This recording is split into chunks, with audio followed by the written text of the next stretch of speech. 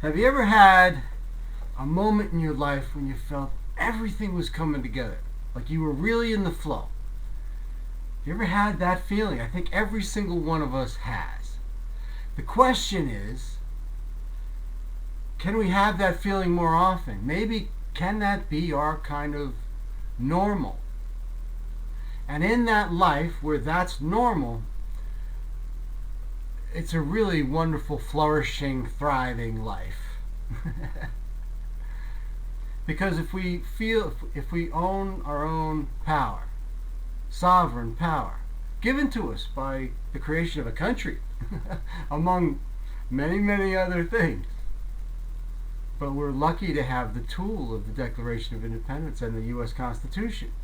This is the instrument upon which the people lead in this country again. Or maybe they never did, at least in this country, but the people who were here before this country came in the boats, they had a way. It was very interesting that the guys on the boats, my ancestors, they thought were primitive. These are savages, primitive. They have different ways. One of the ways they had was within their tribe, within their community, they had trust. And they had a very clear idea of what's sacred to them and important, what's most important to them. And that included nature and understanding the relationship that they had with nature. And so all the things coming together, and I looked into the Aboriginals. It's an amazing culture. I mean, if I shared with you how they rear their children in terms of creating or fueling the natural contributive energy, as opposed to, let me get mine, I want mine. How they handled that, very completely different way that we try to in this, what is this society we live in? I call it bizarro world. And you got to laugh at it. It's really, because most of it's 180 degrees from what is in our best interest. So, and then everything comes together. Have you ever had that feeling like everything comes together? I've had it, and now I'm extending that. And this morning I have this amazing conversation about exactly everything I'm talking about, everything about architecture. And I have this elder gentleman. My kids think I'm elder, but this is someone who's 17 years older than me, and he basically lays out my architecture in 3 words: community, nature, self. Community, nature, self. It's my architecture. So it just lands, everything's just landing in my lap. I can dream it, and then I get a little worried that I have to do stuff, and it might work, and it might, there's a fear that comes in, and it's very subtle. And if I observe it in one instance, right now I can't repeat that unless I'll just discard it, but it'll come over here. It'll come from the other direction. Fear is very cunning. Fear entity. Entity. It's an entity. It's self. It's a 4D entity. It's a non-physical entity that is short of 5D. Can't get there. This is synthetic. What the Gnostics called archons in their mythology. Beautiful, rich mythology of the Gnostics that isn't in the textbooks. I wonder why.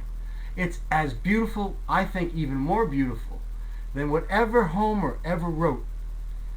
So if you study Homer, why can't you study Gnostic mythology? And I've written about it in my blog. But everything coming together. What if that's the norm? And what other things are synonymous with that being like norm? That we're all adventurers, and we accept the fact that each and every one of us are adventurers into the great mystery. If you grasp the concept of infinite and really understand and think about infinite, it's really kind of a paradox of thought. And then if you get the idea of infinite, it's because it's a little disquieting, it's discomforting in a way initially, because it's like, oh, I like to know answers. Why do we want to know answers? And why do we want to have a fixed view of the world so that we can say this is real? because we don't want to get hurt again. We don't want to get hurt again. And we avoid that which is a shroud on our light because we percolate in fear. It's as simple as that. Fear or compassion. It's the choice. It's the seminal question. But when I'm in the flow, I'm in that compassion energy, which is all about living in the question of how can I help? And linking helping with great satisfaction and fun. Because when you're doing it, you're probably collaborating with others in the helping, which is magical. And you're collaborating with those who, in this situation, can use a little help. Next time around, it'll be me. And the flourishing and the thriving of a gifting economy, an open source economy. We're going to look at a little differently at intellectual property. We're going to question that.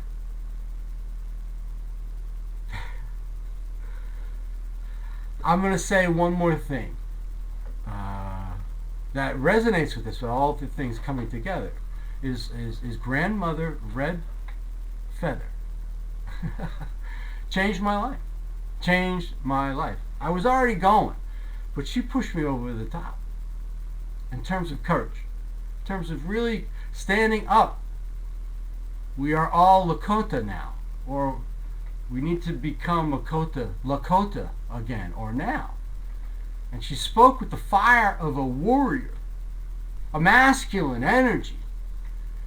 But behind that was this feminine determination to respect what is sacred, which my generations, going back more than I can fathom, have been holding sacred. And certainly every generation's asked that question again, and then listen to the ancestors and see if maybe they can get closer to the truth.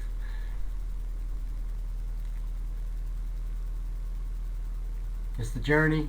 It's the interrelationships. That's where the magic is. In a contributive energy. Understanding that contributive energy rocks. Rocks meaning it rocks. It's flourishing and thriving. Look how nature blossoms. Look how quick a field becomes a forest. And watch that all happen. It's a natural, it's a beautiful or natural growth. And as it grows, it increases its balance.